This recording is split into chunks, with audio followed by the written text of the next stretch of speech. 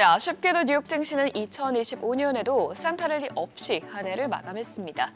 연말을 맞아 차익실 매물이 연일 출회되면서 3대 지수는 4거래일 연속 약세를 이어갔죠. 다만 한 해 전체를 놓고 봤을 때는 그래도 뉴욕 증시는 관세 역풍에도 불구하고 회복력 있는 모습을 보여줬는데요. 오늘은 지난해를 결선해 보면서 올해는 어디에 투자 포인트를 두면 좋을지까지 살펴보도록 하겠습니다. 일단 31일장 마감 상부터 보면 다우 지수는 0.63% 떨어졌고요. S&P 500 지수는 0.74% 하락하면서 결국 최고치였던 6,900선을 지키지 못한 채 마감했습니다. 나스닥 지수도 이날 0.76% 하락세로 마감했습니다. 시총 상위 종목들도 전부 하락했습니다. 엔비디아는 0.55% 떨어지긴 했지만 그래도 호재가 나왔는데요. 로이터 통신에 따르면 엔비디아의 H200 칩에 대한 중국 기업들의 수요가 급증하면서 엔비디아가 TSMC에 추가 생산을 요청한 것으로 알려졌습니다. 또 애플은 월가에서 애플을 2026년 탑픽으로 꼽은 기관들이 많음에도 불구하고 0.45% 떨어졌고요. 나머지 기업들도 모두 하락세로 마지막 거래일을 마쳤습니다. 시총 6위부터도 보면 테슬라는 4분기에 인도령 실적이 부진할 것이라는 우려 속에 1% 넘는 약세 이어갔고요.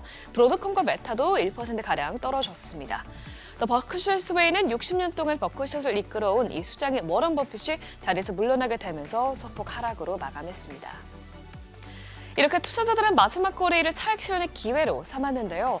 그도 그럴 것이 2025년 증시 성적을 보면 3대 지수는 모두 두 자릿수대 상승률을 확정했습니다.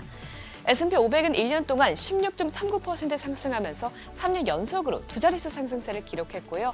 나스닥 지수도 AI 열풍에 힘입어서 20% 넘게 급등했습니다. 또 다우 지수도 기술주 비중이 낮긴 했지만 연간으로 13%가량 큰 폭으로 뛰었습니다.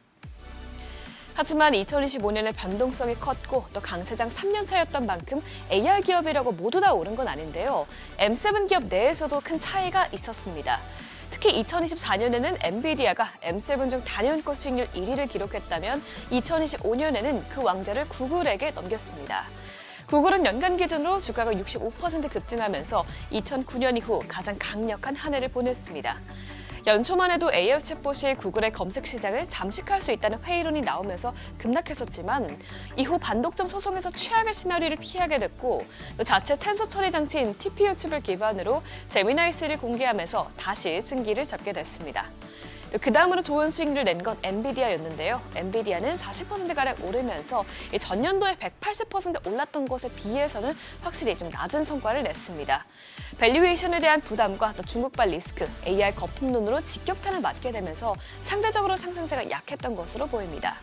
그 밖에 마이크로소프트와 메타, 테슬라가 10%대 수익률을 보였고요. 아마존, 그리고 만년 AI 지각생으로 불리는 애플은 상승률이 한 자릿수대에 머물렀습니다. 오히려 올해는 M7 기업보다도 귀금속 시장에 투자하신 분들이 가장 큰 이익을 보셨을 겁니다. 금 가격은 한 해 동안 60%대, 은은 140%대 급등하면서 1970년대 이후 최고 상승률을 기록했습니다. 전 세계적으로 지정학적 불확실성이 계속 이어지고 미국의 금리 인하 기대와 또 재정 수급 확대 우려로 화폐 가치가 하락할 것으로 보이자 금에 대한 수요가 몰린 것입니다. 또 은 역시 금의 대체 투자처이고 여러 첨단 산업에서 활용도가 높은 데다가 그동안 덜 올랐다는 점에서 급등세를 보였습니다. 물론 지난 수요일에는 CM에서 한 차례 또 증거금을 인상한다고 밝히면서 금과 은 모두 큰 폭으로 하락했었는데요. 그래도 전문가들은 아직까지 펀더멘털이 훼손될 만한 재료는 없다고 평가하고 있습니다. 이어서 채권 시장도 종합해보면 금요일장에서 국채 금리는 예상보다 고용 지표가 강하게 나오면서 소폭 상승하긴 했지만 연 단위로 봤을 때는 큰 폭으로 하락했습니다. 다우존스 마켓데이터에 따르면 2년물 국채 수익률은 2025년에 0.781%포인트 하락하면서 2020년 이후 최다의 연간 하락폭을 기록했습니다. 또 10년물 금리 역시 2025년에 0.42%포인트 떨어지면서 2020년 이후 가장 큰 폭의 연간 하락세를 나타냈습니다. 달러는 지난해 금융시장에서 명확한 패자였습니다.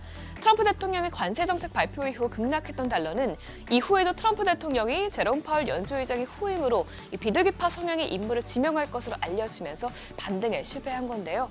달러는 지난해에만 약 8% 하락하면서 8년 만에 최대 낙폭을 기록했습니다.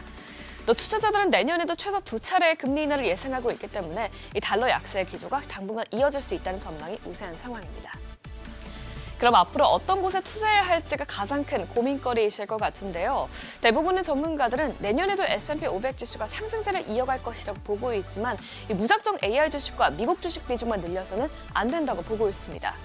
골드만삭스는 이제는 AI만 붙으면 모든 게 오르던 이 무지성 상승 장세에서 다음 단계로 넘어가고 있다면서 실제로 AI로 매출과 수익을 올리는 기업이 수혜를 볼 것이라고 말했습니다. 그러다 보니 M7 기업들의 주도권도 약해질 수 있다는 것이 월가의 공통된 전망인데요. 2026년에는 다른 섹터로 랠리가 확산할 수 있다는 의견들이 많습니다. 구체적으로 월가가 AI 외에 주목하는 분야는 에너지 인프라와 유틸리티가 있습니다. 골드만삭스는 AI 데이터 센터 가동을 위해서 전력 수요가 폭증할 것으로 보인다면서 안정적인 전력 공급이 가능한 원자력 발전과 또 전력망 현대화 관련주가 주도주로 부상할 것이라고 내다봤습니다. 또 AI 도입으로 효율성을 높일 수 있는 금융과 또 헬스케어 섹터에 이제 투자자들 관심이 몰릴 것으로 전망했는데요.